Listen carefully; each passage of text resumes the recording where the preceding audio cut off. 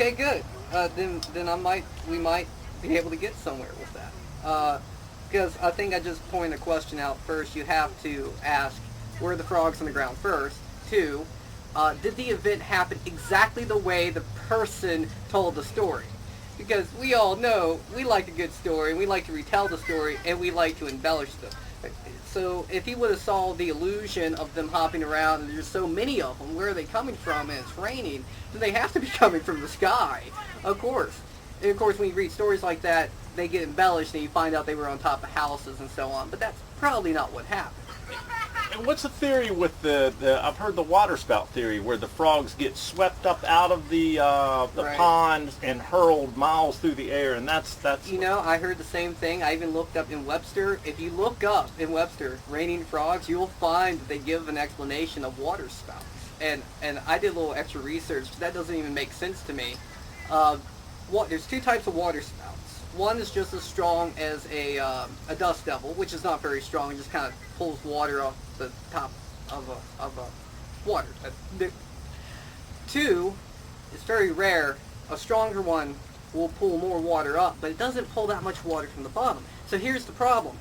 First, we have to ask these questions. Can frogs and fish get sucked up into the air, defy gravity, float over land, and then be dropped all at the same time without killing the frogs or the fish? They always find the frogs alive hopping around and the fish moving around, but they never find them splattered. You never hear them write a story. There were splattered frogs everywhere, blood on windows. No, you don't. They were alive. So we have to ask those 2. I don't think it's water spouts. I think that's a poor excuse for raining frogs. I've even heard of them people saying maybe the eggs evaporated up into the clouds and of course, and they were hatched. And I remember as the years went by, you tell people that stuff and they would think you're crazy. But I talked to a guy back when I was doing janitorial work, you know, and was sweeping floors and stuff, and he went to Tech, and he said that was true, that somehow or another the eggs, somehow or another, we lived in this big valley where the tobacco farm was in Franklin County, and in that big creek, maybe somehow the eggs got sucked up into the sky and they hatched. Then they come back to Earth being born, and then they fall at their birth, and they fall, you know, and they get splattered when they hit. But they was probably about this big around. I say there was between almost a 50-cent piece. You know, they look like about like a 50-cent piece. And this was the guy at Tech. That was his theory on what might have happened. Yeah, okay. Yeah, that's what he was telling me. Yeah, so that's what I've always went with over the years. But it's true, man. My mother, she can tell you that too. And sometimes it's hard to be a woman. Sometimes it's hard to be a man. I still tune in to Charles Cullen every single night I can. But lately things have seemed to change.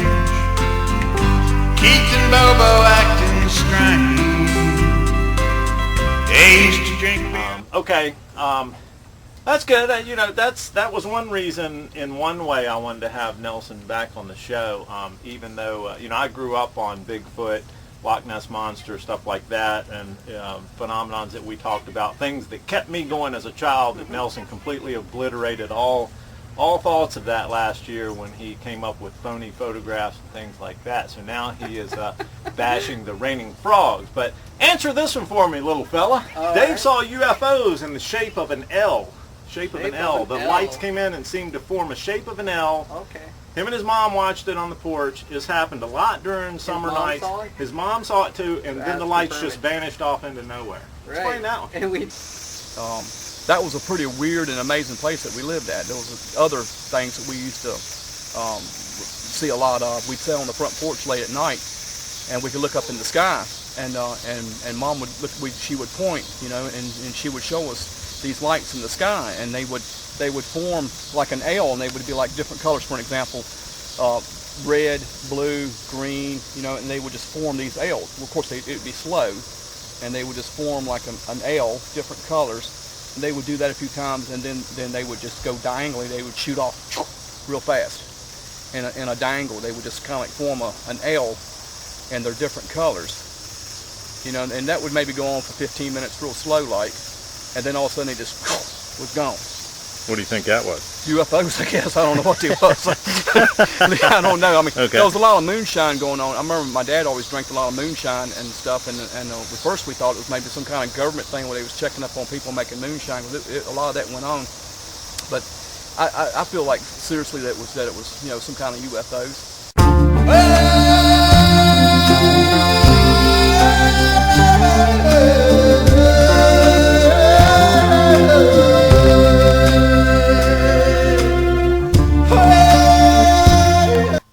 Friday, 11:50 a.m.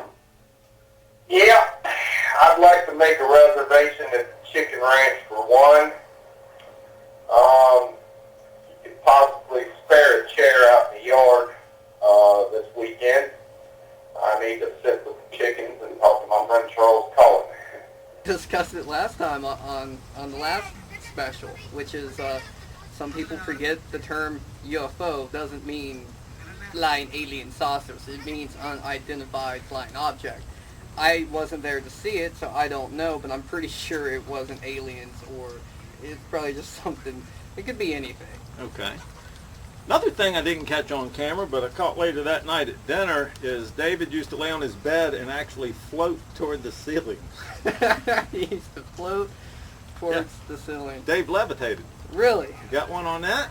Yeah, I had flashbacks before. Yeah. Well, we did talk a little bit about that one time. Isn't there some part of where you can actually be laying down and... Yeah, it's called the old hag syndrome. You can go right before you fall asleep. You can go through a lucid. Your brain is still kind of awake. Your body kind of goes to sleep. Your spine shrinks. You're sort of asleep, but you dream. And the first sensation you get is floating. This is where the out-of-body experience comes from. You can also hallucinate. Beings being in the room, abductions, so on. So that's my that's my explanation. Okay. Lucid dreaming. Look at that.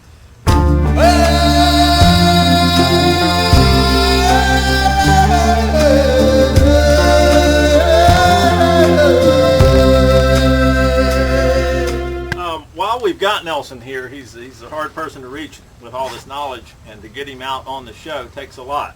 And but we got him here, so what I thought I would do is I'll do a quick a few notes together. I was like, while I got him here, I'll get the most bang for my buck, and as always, deliver you, the viewer, the most information for your time of watching this on television. Oh, and while you're at it too, before this is over, I must give you the real explanation of raining frogs.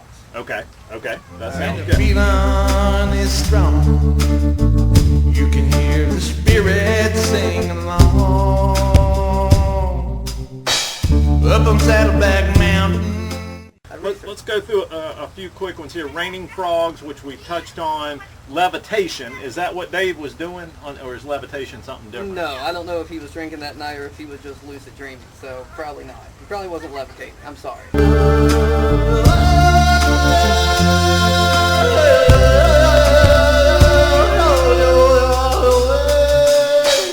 Okay, and there's another word. I'm looking over, I see Nelson's car in the driveway, but if I didn't know any better, I guess you teleportated over here, huh? What is teleportation, Nelson?